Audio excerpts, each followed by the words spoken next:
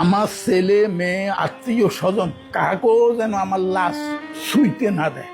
শেষ শেষ দুনিয়াতে আমার আত্মায় কষ্ট পাইবে যে কি করলাম আর কি পাইলাম।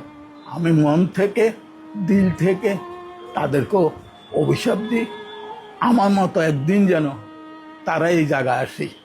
এদেরকে সোনার স্বামীসো করে মানে দুধ খাওয়াইছি, এত বেশি ভালোবাসছ না তোমারে, এরা জীবনে বহুত কষ্ট দিব। আজ সেই কথা, তাদের কথাটা আমি অক্ষরে অক্ষরে পাইছি। আমার ভাবিরা কইতো যখন বস্তা বড়ি বড়ি টাকা দিছিলাম তখন মানে সব ঠিক আছে, আচ্ছা বুঝলাম ছেলেরা হইতে পারে, এটা মানি নিলাম।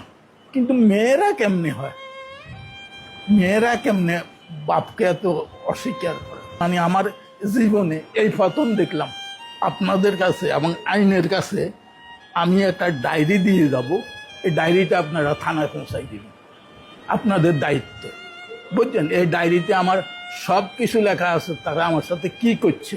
এই টাকা পয়সাটাই হইল আমার সবচেয়ে জীবনের কাল, ওনাদের গানের উপর আমার উঠাই দিয়ে গেছে, আজ পর্যন্ত দেখতে আসেনি, অন্তত খোঁজটা নেয় না। দেখেন দূরে কথা, খোঁজটা নেয় না। এইটা কি ধরনের ছেলে? এটা কি অশিক্ষিত? অশিক্ষিত হইল এক কথা।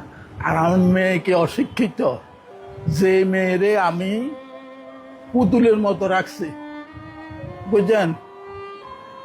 আমি কি তাদের কাছে টাকা পয়সা চাইছি? কিচ্ছু চাইনি, ভালোবাসা চাইছি। যাকে এটা আমার ভাগ্য আছে। আমার জীবনে আমি বহুত বিদেশ করছি, বহুত টাকা কামাইছি, বহুত টাকা খরচও করছি, বুঝছেন? আজ দুরবস্থায় ওনাদের ধার পান্তে পড়ে আছি, ওনাদের দয়ায়।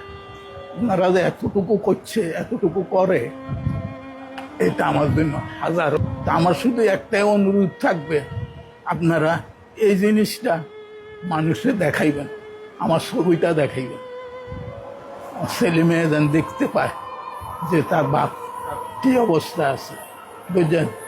বিদেশে ছিলাম আমি 95 হইতে, সৌদি আরবে ছিলাম 2016 সাল পর্যন্ত, বুঝলেন?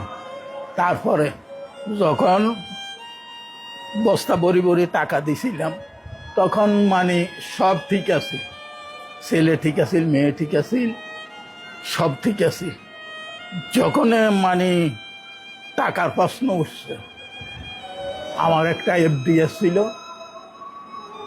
এই যে আমার ছোট ছেলেটা যে আমেরিকান এম্বাসিতে চাকরি করে, এ ছিল নমুনি। আমি তো সাদা দিলে আমার ছেলে আমার টাকা এই পাইবে না কে পাইবে, এরে করে দিছি। এ টাকাগুলো উঠে নিয়ে যে গেছে, আজ পর্যন্ত সে আমার সাথে কোনো যোগাযোগ করে না, কোনো যোগাযোগ নাই, বুঝছেন? আমার মেয়ের ইয়েতে আমার টাকা ছিল, 20 লাখ টাকা ছিল, এই টাকাটা আমাকে আর দেয়নি, বুঝছেন? আজ পর্যন্ত ফেরত দেয়নি। ওনাদের মাধ্যমে আমাকে প্রথমে মিরপুর, ওনাদের যে ইয়ে আছে ওইখানে অনেক দিন আসছিলাম, তারপর হইতে এইখানে। এখন আমি আপনাদের কাছে এবং আইনের কাছে আমি একটা ডায়েরি দিয়ে যাব, এই ডায়েরিটা আপনারা থানায় পৌঁছাই দিবেন, আপনাদের দায়িত্ব, বুঝছেন? এই ডায়েরিতে আমার সব কিছু লেখা আছে, তারা আমার সাথে কি করছে। এই টাকা পয়সাটাই হইল আমার সবচেয়ে জীবনের কাল। আমি মন থেকে দিল থেকে তাদেরকে অভিশাপ দিই, আমার মতো একদিন যেন তারা এই জায়গায় আসি দাঁড়ায়, বুঝছেন? আল্লাহর কাছে এদেরকে সোনার স্বামীসো করে মানে দুধ খাওয়াইছি, সোনার স্বামী, বুঝছেন? এত বেশি ভালোবাসছ না তোমারে, এরা জীবনে বহুত কষ্ট দিব। আজ সেই কথা, তাদের কথাটা আমি অক্ষরে অক্ষরে পাইছি। আমার ভাবিরা কইতো খুব ভালো রাখছে, যে কদিন আল্লাহ বাঁচি থাকি এই আমি এইখানে থাকব। আমার ছেলে মেয়ে আত্মীয় স্বজন কাকেও যেন আমার লাশ শুইতে না দেয়, শোয়ার কারো কোনো অধিকার নেই, একমাত্র ইয়ানের মানুষেরই আছে আমার লাশ শোয়ার।